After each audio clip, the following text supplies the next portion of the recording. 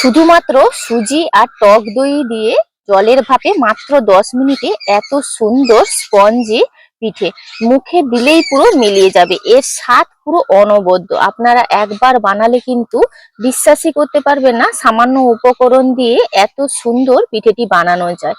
একদমই ভিন্ন স্বাদ পাবেন। একবার খেলে কিন্তু বারবারই খেতে মন চাইবে, এত সুন্দর এই পিঠে। নমস্কার বন্ধুরা, আমার চ্যানেলে আপনাদের সবাইকে স্বাগত। আজকে বানাবো একদমই সহজ একটা পিঠে। মাত্র হাতে 10 মিনিট থাকলে কিন্তু আপনারা বানিয়ে নিতে পারবেন। শুধুমাত্র সুজি আর টক দই দিয়ে এত সুন্দর পিঠেটি বানাবো। খেতে কিন্তু অসম্ভব সুন্দর। চলুন কিভাবে বানাচ্ছি দেখে নেওয়া যাক। প্রথমে কড়াইতে আমি জল দিয়ে দিচ্ছি, জলটা ফুটতে থাকুক। এরকম একটা স্ট্যান্ড বসিয়ে দিয়েছি আর ওপরে এরকম একটা ছিদ্রযুক্ত প্লেট বসিয়ে দিয়েছি। এবার প্লেটটাতে আমি অল্প একটু তেল মাখিয়ে নিচ্ছি।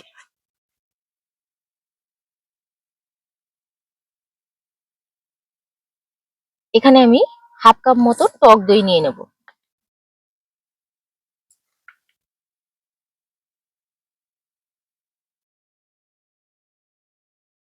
এখানে আমি 1.5 কাপ সুজি নিয়েছি।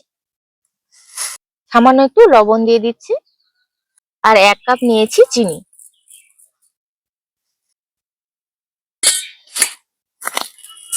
এগুলো খুব ভালোভাবে মিশিয়ে নেব।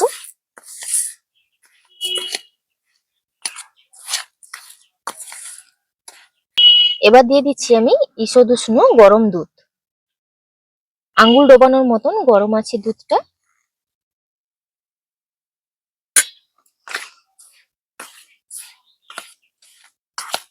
ঈষৎ উষ্ণ গরম দুধটা ব্যবহার করার কারণে সুজিটা খুব তাড়াতাড়ি ভিজেও যাবে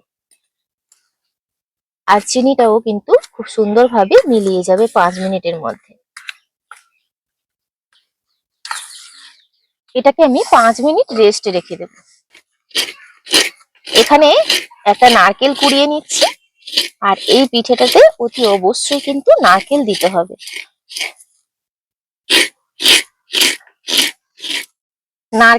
একটা নারকেলের হাফ কুড়িয়ে নিয়েছি। এবার এই সুজির মধ্যে দিয়ে দেব।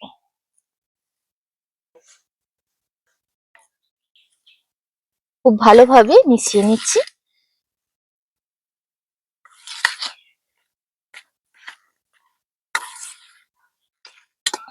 খুব ভালোভাবে মিশিয়ে নিয়েছি আর একটু টাইট লাগছে, আমি এতে আরেকটু দুধ দিয়ে দেব।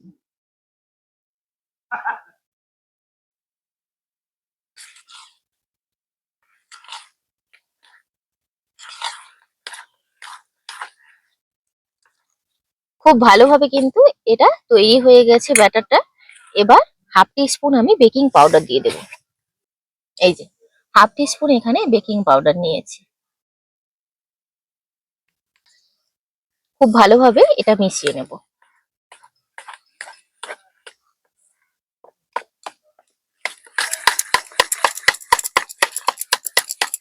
এখানে কিন্তু জলটা ফুটছে।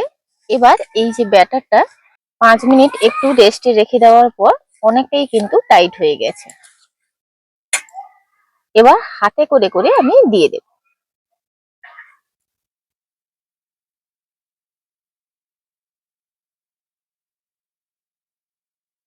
হাতে করে দিলে এটা একটু দিতে সুবিধা হবে। এটা একটু গ্যাপ রেখে রেখে দিতে হবে।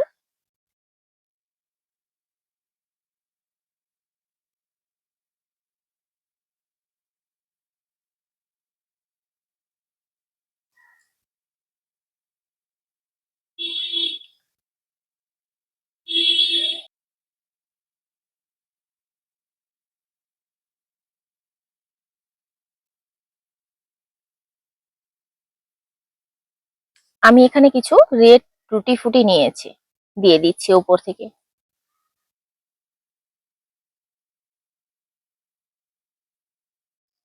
খুব তাড়াতাড়ি কিন্তু এই পিঠেগুলো হয়ে যাবে। শুধুমাত্র 3 থেকে 4 মিনিট আমি ঢাকা দিয়ে রাখবো। 3 থেকে 4 মিনিট সময় লাগে এগুলো হতে।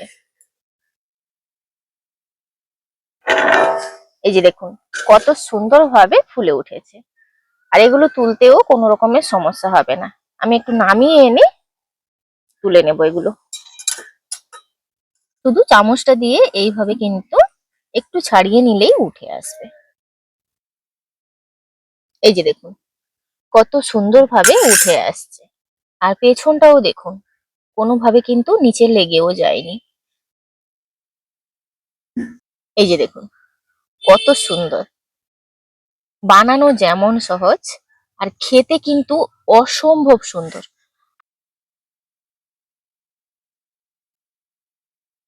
আবারও একটু এর উপরেই তেল মাখিয়ে নিয়েছি, কোনো রকম তুলতে আর সমস্যা হবে না। আবারও কিন্তু আমি ওইভাবে দিয়ে দিচ্ছি। হাতের সাহায্যে দিলে কি হবে, এগুলো একটু খুব সুন্দর সাইজের হবে। কোনোটা কোনোটার গায়ে যাতে না লাগে এই দিকটা একটু খেয়াল রাখতে হবে। কত ছোট ছোট দিচ্ছি, কত বড় বড় হয়ে যাচ্ছে আপনারা দেখে নিশ্চয়ই বুঝতে পারছেন।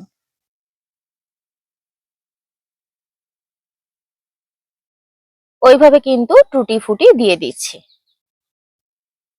এটা অপশনাল, এটা দেখতে ভালো লাগার জন্য। আপনারা চাইলে এর উপরে কিন্তু কাজু বাদামও দিয়ে দিবেন। ওইভাবে কিন্তু আবারও ৩-৪ মিনিট ঢাকা দিয়ে দিচ্ছি।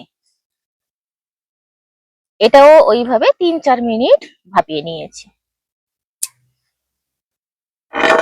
দেখুন কত সুন্দর হয়েছে পিঠেগুলো। এগুলো তুলতে কোনো রকমের সমস্যা হবে না, শুধু চামচটা দিয়ে কিন্তু এইভাবে সাইড গুলো একটু তুলে নিলেই কিন্তু ছেড়ে আসবে খুব সুন্দরভাবে। নিচটা কোনোভাবে নষ্টও হবে না। আপনাদেরকে দেখাচ্ছি, এই যে দেখুন কত সুন্দর জালিদার হয়েছে।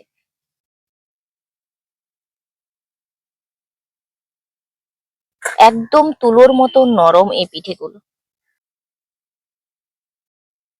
এইভাবে করে আমি সবগুলো বানিয়ে নিয়ে আপনাদেরকে দেখাচ্ছি এই পিঠেগুলো কতটা স্পঞ্জি ভেতর থেকে।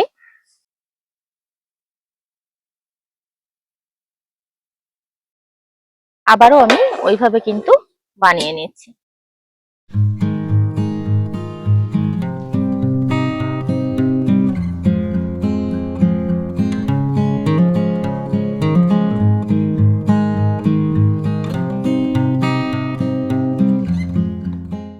শুধুমাত্র সুজি আর টক দই দিয়ে জলের ভাপে মাত্র 10 মিনিটে এত সুন্দর স্পঞ্জি পিঠে মুখে দিলেই পুরো মিলিয়ে যাবে। এর স্বাদ পুরো অনবদ্য। আপনারা একবার বানালে কিন্তু বিশ্বাসই করতে পারবেন না সামান্য উপকরণ দিয়ে এত সুন্দর পিঠেটি বানানো যায়। একদমই ভিন্ন স্বাদ পাবেন। একবার খেলে কিন্তু বারবারই খেতে মন চাইবে, এত সুন্দর এই পিঠে।